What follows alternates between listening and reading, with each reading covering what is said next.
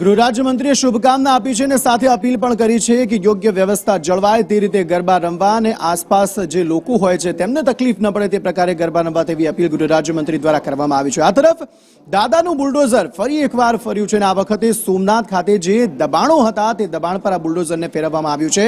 અલગ અલગ જગ્યાએ સોમનાથ નજીક જે તંત્રનું સૌથી મોટું જે છે તે મેગા ડેમોલેશન થયું છે, જેમાં 10 દરગાહ, 500 કબર અને 1 ઈદગાહના દબાણને અહીંથી દૂર કરવામાં આવ્યા છે। 9 ક્લસ્ટરમાં મસ્જિદો અને 45 જેટલા પાકા મકાનો થઈ ગયા હતા તેનું પણ ડેમોલેશન કરવામાં આવ્યું છે। આશરે 15 હેક્ટર સરકારી જમીન જે છે તે ખુલ્લી કરવામાં આવશે અને અંદાજિત બજાર કિંમત તેની 60 કરોડ જેટલી થાય છે। એટલે ફરી એકવાર દાદાનું બુલડોઝર જે છે તે અહીં ફર્યું છે। વહેલી સવારે 5 વાગ્યાથી આ ડેમોલેશનની કાર્યવાહી જે છે તે કરવામાં આવી, જેમાં 64 બુલડોઝર, 5 ડમ્પર અને 2 એમ્બ્યુલન્સની પણ મદદ લેવામાં આવી હતી। એસઆરબીના 788 જવાનોને અહીં ડિપ્લોય કરવામાં આવ્યા હતા। ગીર સોમનાથ જિલ્લાના ઇતિહાસમાં કહી શકાય એવું સૌથી મોટું મેગા ડિમોલેશન આજે વહેલી સવારથી જ તંત્ર દ્વારા હાથ ધરવામાં આવ્યું છે। સોમનાથ મંદિરની નજીકમાં જે સરકારી જમીન આવેલી છે, આપ જે દ્રશ્ય જોઈ રહ્યા છો આ દેશનું પ્રથમ જ્યોતિર્લિંગ સોમનાથ મહાદેવ મંદિર છે।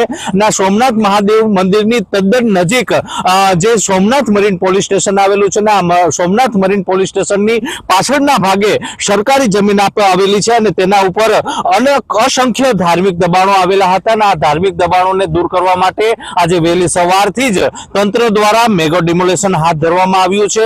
અંદાજે 200 વીઘા જેટલી જમીન ઉપરનું દબાણ, સરકારી જમીન ઉપરનું દબાણ ખુલ્લું કરવામાં આવ્યું છે। હાલ આ ડિમોલેશનની કામગીરી ચાલી રહી છે અને જે આગામી આવતીકાલ સુધી પણ ચાલી તેવી શક્યતાઓ જોવા મળી રહી છે।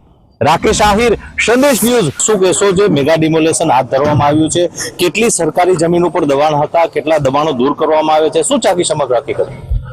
જે 1851 ને 52 નંબરના સર્વે નંબર છે એના ઉપર 9 જેટલા ધાર્મિક દબાણો અને 45 જેટલા પાકા બાંધકામો, જેનો ઉપયોગ મુસાફરખાના તરીકે એક અન્ય ઓલામાં થતો હતો એવા બાંધકામો હતા। જે આજ સવારે અમે 5:30 આ ડિમોલેશન સ્ટાર્ટ કર્યું અને એ ડિમોલેશન પૂરું કરેલ છે। આપ જોઈ શકો છો અત્યારે જેનો મલબો કે ડિવરીસ કહીએ અત્યારે છે અમે 2 દિવસમાં ક્લિયર કરાવી દઈશું। કુલ 102 એકર જેટલી જગ્યા અમે ખુલ્લી કરાવી છે। આપ જો એમ કબ્રસ્તાન પણ છે જેને કોઈ પણ જાતનું અમે નુકસાન થવા દીધું નથી અને અમે એક અમારા આરએમજી અને સોમનાથ ટ્રસ્ટના સહયોગથી એની ફરતી અમે બાકી એક કમ્પાઉન્ડ વોલ પણ કરી આપશું, જેથી ભવિષ્યમાં પણ એ જગ્યાનો તે લોકો ઉપયોગ કરી શકે। રાકેશ આહિર, સંદેશ ન્યૂઝ, ગીર સોમનાથ। ખાસ કરીને મેગા ડિમોલેશન અને ગઈ રાતના પણ એક મોટી સંખ્યામાં લોકોના ટોળા ઉમટી પડ્યા હતા, ત્યારે કઈ રીતે આખો માહોલ જો કાયદો વ્યવસ્થા બગડે નહીં તે માટે ચુસ્ત બંદોબસ્ત? જ્યારે ગઈકાલે લોકો ભેગા થયા ત્યારે પહેલાં તો અમે એમને સમજાવ્યા હતા, એમના આગેવાનોને પણ મિટિંગ કરીને સમજાવ્યા હતા અને ત્યાર પછી એમણે જ્યારે સમજાવવામાંથી ઘણા બધા લોકોની સંખ્યા ઓછી થઈ ગઈ, એની ફેર પણ પડ્યો। ત્યાર પછી જે રહી ગયા એને અમે હળવો બળ પ્રયોગ કરી અને એમને જગ્યા ઉપરથી ખાલી કરી, આખી જગ્યા સ્ટરીલાઇઝ કરી અને પછી વહેલી સવારે ડિમોલેશન ચાલુ। અત્યાર સુધીમાં ટોટલ પ્રિવેન્ટિવ ડિટેન્શનમાં 13 લોકોને અને 130 જેટલા લોકોને અમે અરેસ્ટ કર્યા છે। એમાં હજી અમે કાયદાકીય પ્રક્રિયા કરી રહ્યા છીએ, એમાંથી કેટલા લોકોનું ખરેખર રોલ છે અને કેટલાને અરેસ્ટ કર્યા છે। હું આપના માધ્યમથી એ જ કહેવા માગું છું, કોઈ ડરવાની જરૂર નથી। બીજું કે કોઈ અફવામાં આવવાની જરૂર નથી, એવું કોઈ વાતાવરણ નથી।